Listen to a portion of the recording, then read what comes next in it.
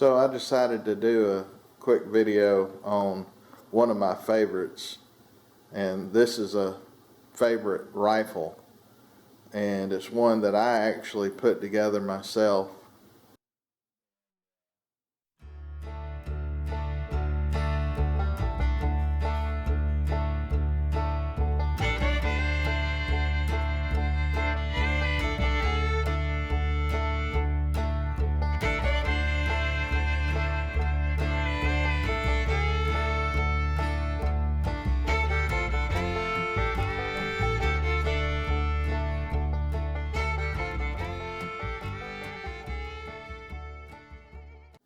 I did take it to a gunsmith to have this barrel bead blasted to knock the shine off of it, and also had them free float it and glass bed it.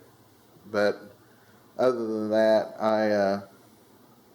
I put the barrel on the action and the action in the stock, and I fitted it to the stock, put the scope on it, adjusted the trigger. But anyway, let me go over it real quick with you. That is a Harris bipod that's on the front. It's a little long. I'm going to replace that. I need it to be a little bit shorter at times in the front, because when I'm shooting 100 yards, I really have to raise the rear of the rifle to be able to see the 100-yard target. But anyway, let's start at the front. This is a Silencer Co. Muzzle or a flash hider.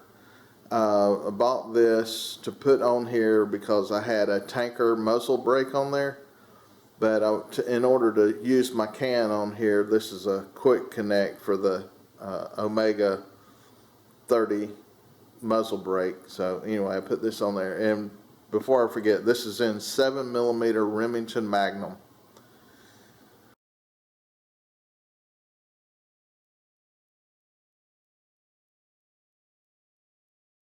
I went with a camo stock because at the time I was building this, I thought I might use it for hunting, and that's why I wanted this bead blasted too, so it wasn't so shiny, as in case I might decide to take it hunting one day.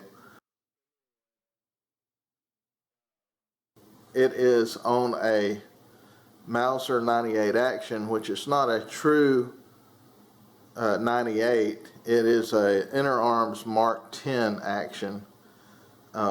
Someone can probably explain better than I can, but Interarms acquired the rights to make the Mauser action, and I can't remember the dates of when they did that, but anyway, it is a Mauser action made by Interarms, and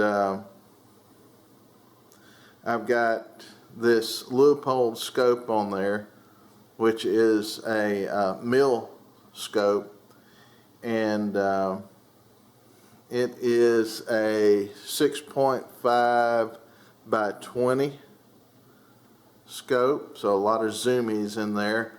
I've got my level on here, and for a riser on the back, I just put this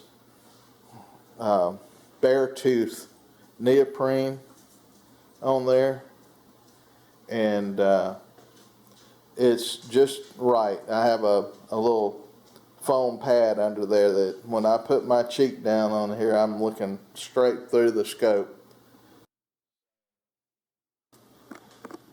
That's the action, and you see this is a little shiny.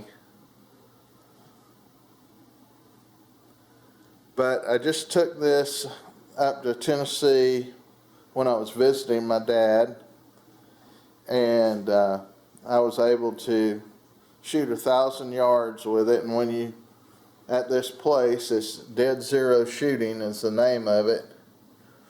When you shoot their 1,000-yard range, you get a little sticker, kind of like a little award. So anyway, I got that, and I still have my elevation mills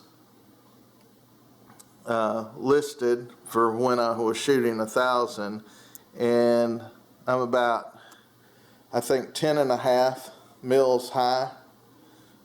And what I was shooting was it was Federal 168 grain Burger bullets, and I don't know what they're called. I'd have to go get them, but anyway.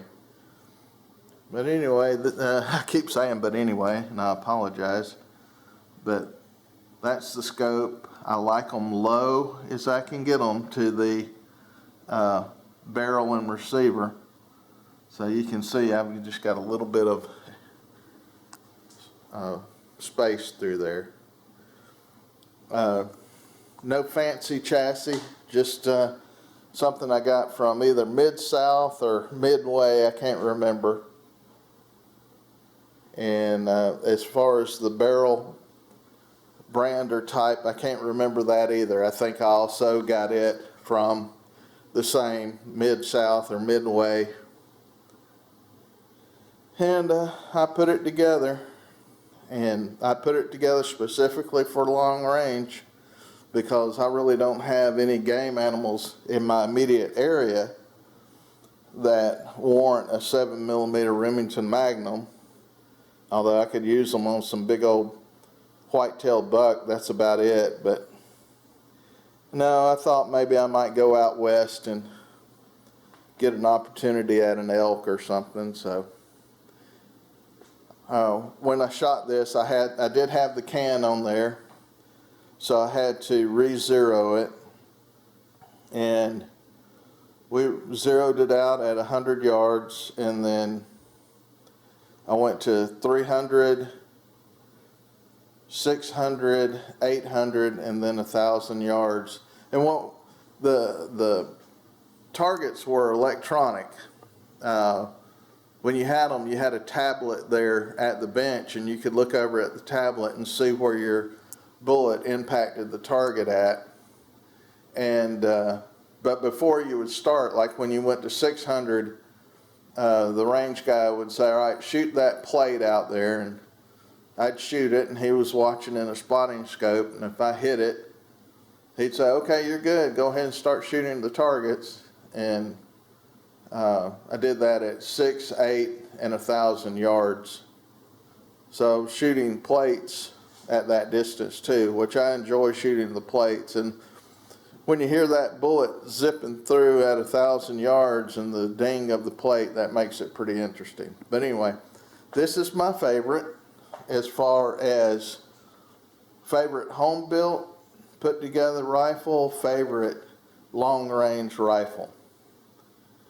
I wouldn't say it's a favorite hunting rifle, but it's just one of my favorite rifles that I've put together and I get to enjoy shooting at the range with.